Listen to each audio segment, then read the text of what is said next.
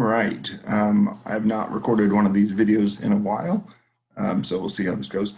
I'm only covering DID since we already talked about the other dissociative disorders in class. When it comes to DID, the dissociative identity disorder, the basis is dissociation, splitting off from reality. I'm sorry, not splitting, splitting up the personality. You have two or more distinct personalities, as I have here, called alters typically, existing within one person. So there's not the cohesiveness. The basic background I know that I spoke about in class was that you typically have a severe degree of trauma happening to a young child who does not have the psychological sophistication to deal with typically someone within their own family providing nurturing, at the same time attacking and perpetrating sexual abuse or physical abuse or something that's overwhelming to the child. And so basically what happens is they use the defense strategy of dissociation to split off parts of themselves. If you watch the video that I put up on Canvas, I think the psychiatrist has a really good description of how the idea is that, little kids don't have a whole lot of sophistication, and they have a lot of ways of exploring not only the world but themselves. And so you might think of the selves as existing in parts, but for children, those could be really distinct parts. Okay, this is the part of me that goes to school. This is the part of me that watches TV. This is the part of me that plays video game. So if they're being attacked, as the psychiatrist was saying, you also have to have parts that grow up to defend or to develop to defend, and they can take on really distinct identities and also distinct tasks in defending what are considered to be the small parts or the weaker parts. There's something called switching, where a person moves from one personality to the next. There are often triggers for that. And I put there, a lot of times, most of the alters don't know the others. Some alters do know others. Those alters are also called subpersonalities, which I have in the notes there. Host is not one that has power or coordination, but often as considered to be an observer, may not know all the parts, not the original identity, or not even necessarily the best adjusted, but one that's more aware of other parts of the self. I already mentioned that switching. When you have a person switch from one personality to the next, you see some evidence of real different things happening in their brains. Basically, in one personality, if you do an EEG reading, when you do flashes of light to their face, they'll respond in one brain pattern when they're in one personality and a different brain pattern when they're in another personality. Facial expressions and eye movements are often different. Sometimes they switch from being right-handed to left-handed in over a third of the cases. Sometimes even their diabetic medications, allergies, blood pressure medications change with their altered personalities, and their reported ability to drive and play an instrument also switch. So we consider this to be a lack of fully integrated personality.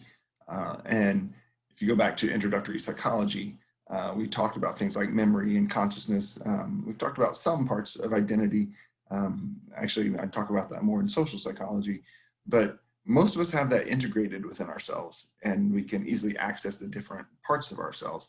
With someone with DID, they are truly split off. They're no longer integrated, as I would.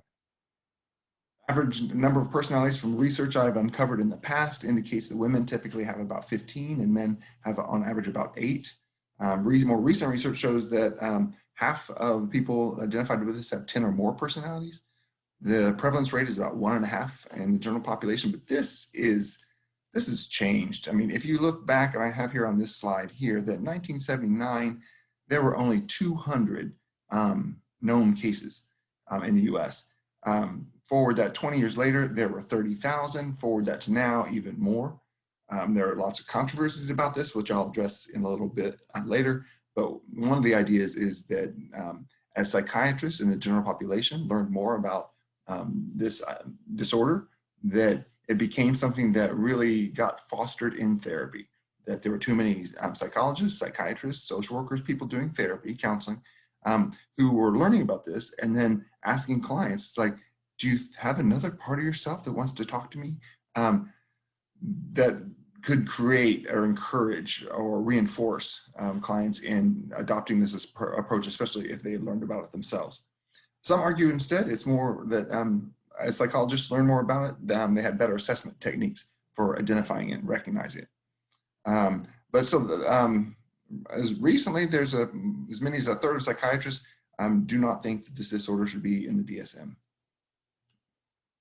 If you look at it, typically onset in childhood, severe abuse is the most commonly reported thing. 95% physical or sexual abuse report that.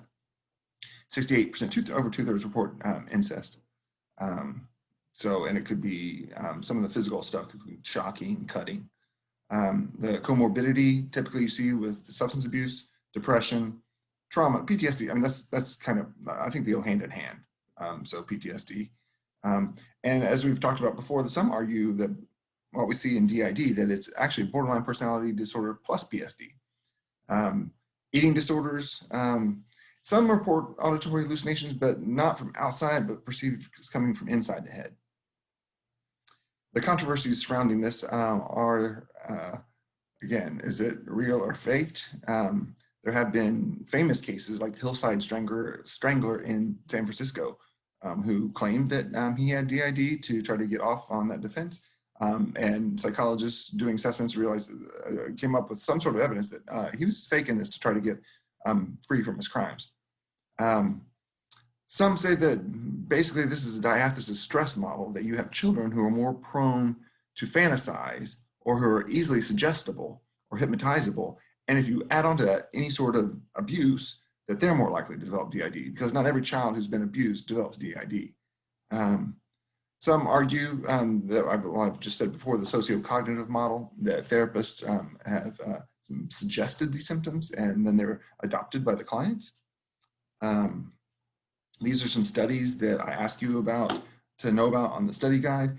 And you look at, these are the percent of clients in 5 different studies who have reported sexual abuse, physical abuse, either or both.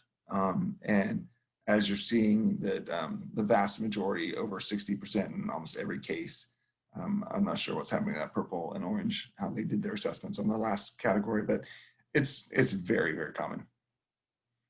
The psychodynamic view on the cause of this is that it's the use of repression as a, also called, I mean, when you get to this level, it's called splitting. And so splitting up the personalities. But I put up there, so many kids survive abuse don't have DID, so it's not a perfect explanation. Some argue that basically it's negative reinforcement with forgetting. So you have all this anxiety with remembering. If you start to forget it and then your anxiety goes away, it's like, hey, that's a good strategy. So it's pushed in the unconsciousness because of the decrease of anxiety. So the behavioral and psychodynamic model actually go hand in hand with one another, I think. Some argue that they could find no variance at all due to heredity.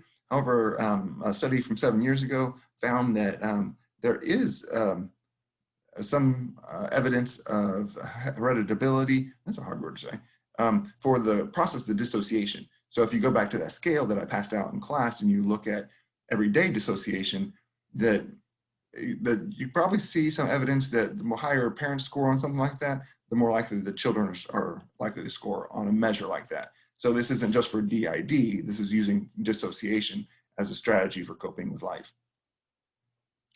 I like this idea too. This is something that I always talk about in my introductory psychology class, the idea of state-dependent learning. What we know that if a person is drinking caffeine when they're learning something, they'll remember that material better when they're tested on it if they're also drinking caffeine. There's been evidence for the same thing happening with alcohol, marijuana, obviously not high amounts of those things, but that being in a similar bodily state, you'll remember those things better. So if you think about that in terms of even mood-dependent learning, I know we've talked about with depression, that people who are depressed remember depressed memories. If you inch that up notch by notch and think that the body can be in a very different state when it's learning one thing, that certain neurotransmitter patterns and firings are happening in the brain while in one state, that might be more accessible to have certain memories in that state, and those memories might be less accessible in a different state. so the body just has a lot more responsiveness changes based on environmental cues, and that then allows one more or less access to the memories of what they've lived through, which I think is kind of a fascinating and enlightening way to consider this disorder. Others consider this disorder to be about self-hypnosis, suggesting to yourself that this is not happening to you. I think so many of these dovetail with one another, that is a part of the psychodynamic explanation. Also goes along with the behavioral, that not happening, not happening, not happening.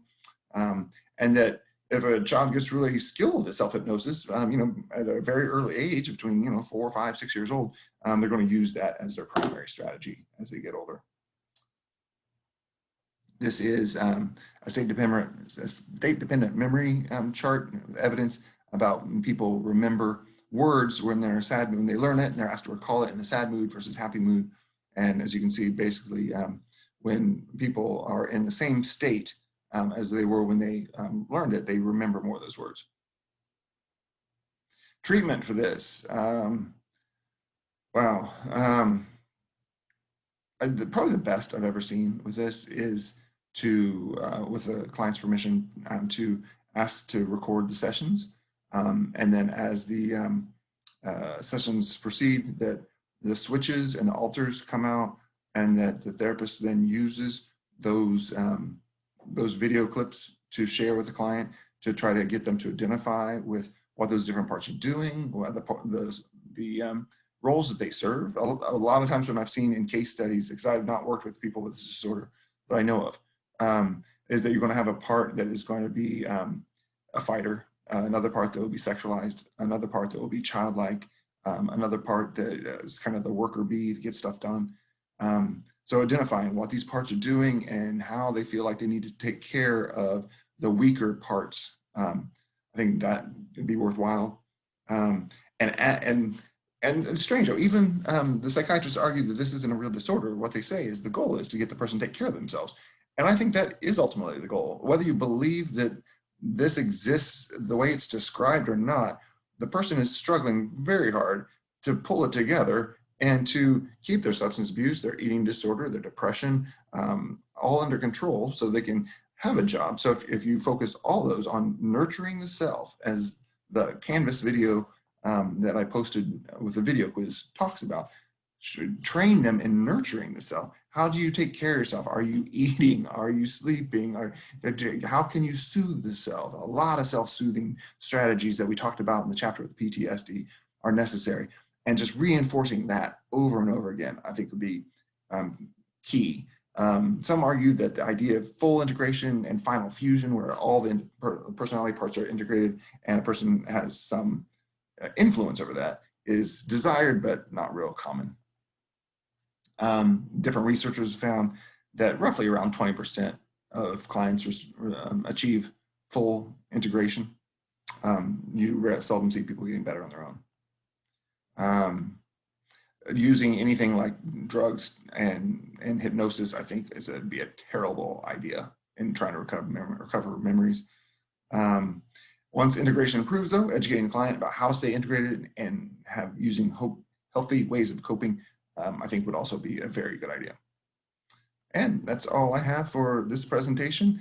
I know that was rather quick. Obviously, if we'd been doing this in class, I'd be talking a little bit more and hopefully having some discussion. I hope this has been helpful. All right, take care.